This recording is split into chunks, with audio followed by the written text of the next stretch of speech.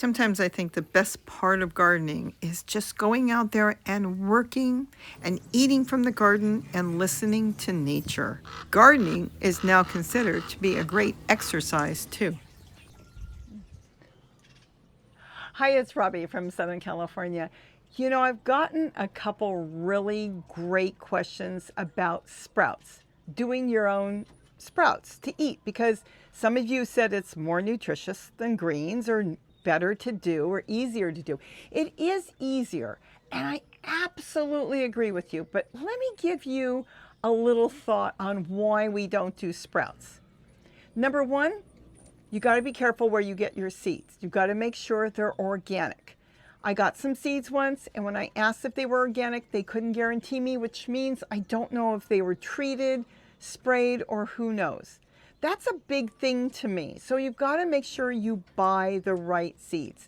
Now, seeds to do the greens can get pricey. And that's okay, because I do agree with you that it's a wonderful, nutritious food to grow.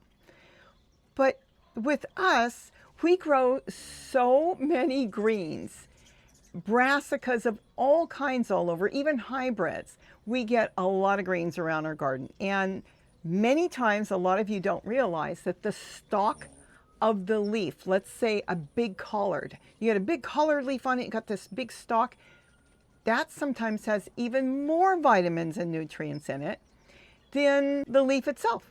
So if you can use the entire part of the plant, that is really good. Do something with it. Even if you made a green drink like I do sometimes, where I blend it and then strain it. Now, here is the big beef that I have on making sprouts. Number one, and this is the biggest one.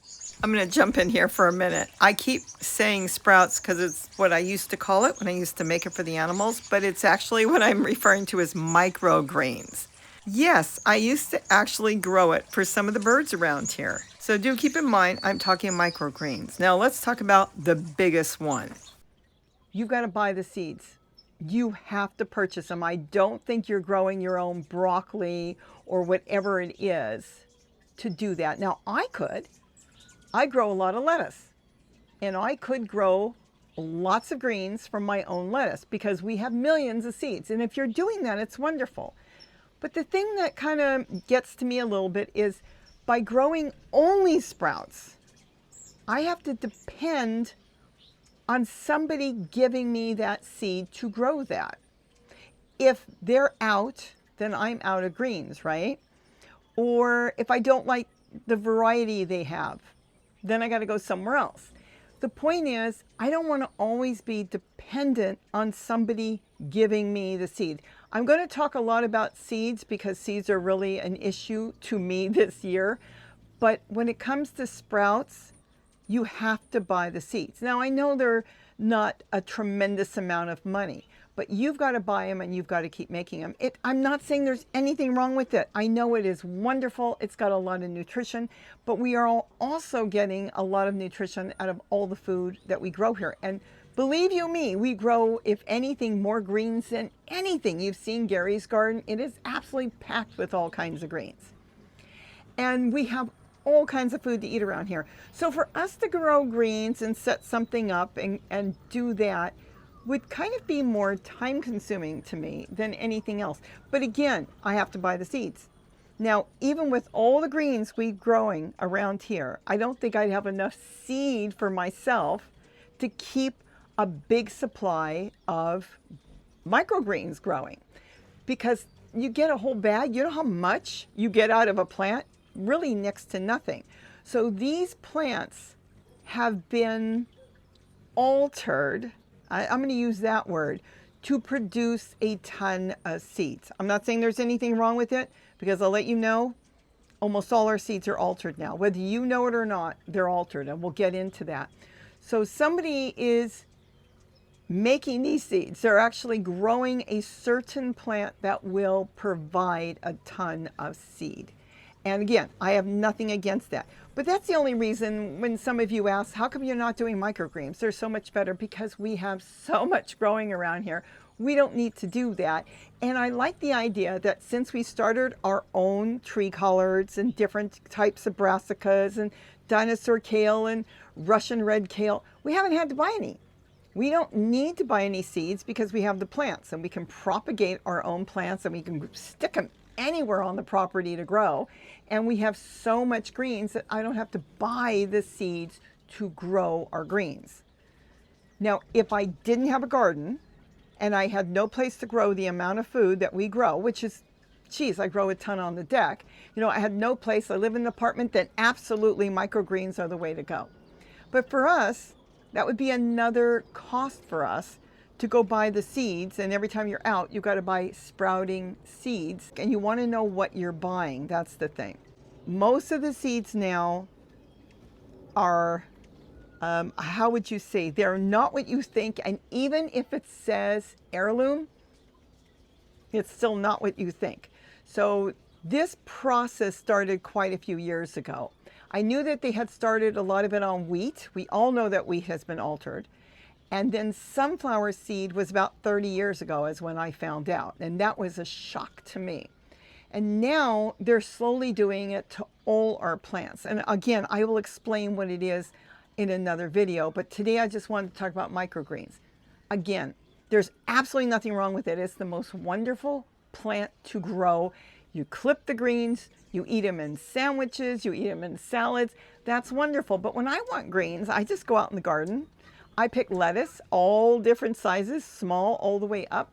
All the different brassicas that we grow sprouting broccoli, so we get the little broccoli heads. I love that. It tastes so wonderful. I like the idea of walking through the garden and grabbing something and foraging through the garden. That's what Gary does every day. He walks through his garden and he forages.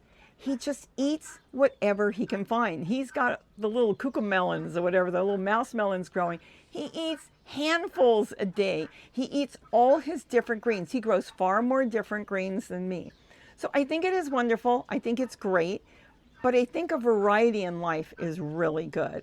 So I just kind of wanted to talk about that. But otherwise, with the seeds, I want to sit down with you. I'd like to hear about how your success is growing seeds that you saved from, let's say, seeds that you bought last year or seeds you bought the year before.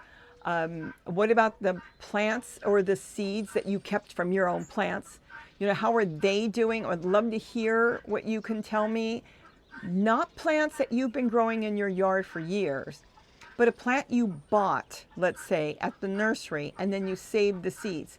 How are they doing for you? Because I want to hear about that. I've heard from a lot of people, so I know the pros and cons on how they're doing, but I'm curious on how they're doing for you. So as far as microgreens, go for it. If you want to buy the seeds and grow that in the house, that's wonderful. But again, I don't want to have to depend on a food from somebody except for the few things that I want to buy. And I go and I buy squash and tomatoes and what else have I bought? Cucumbers. You know, I haven't had much success keeping my own seeds from plants that I bought and then regrowing them. So I had to buy some cucumbers this year. But though I will say we are growing the mouse melons from seeds that came from ours, so that's a good thing. So they haven't been touched. So that's basically it. Again, that's the only reason we don't do the microgreens is we don't need to. We grow tons of different greens around our yard. And I think it's good if you can get some greens growing because you can add that to all your foods, your soups. You know what? You can take some beautiful green leaves off of your brassicas, throw it in a blender, blend it up, put a little honey in there if you want to make it sweet or a little, any of your favorite fruit juice, strain it and add it to your water you're drinking all day. That is the most refreshing thing you can do. I've done it with watermelon rind. I do it with cucumbers, and of course, I do it with all the different brassicas we grow around here.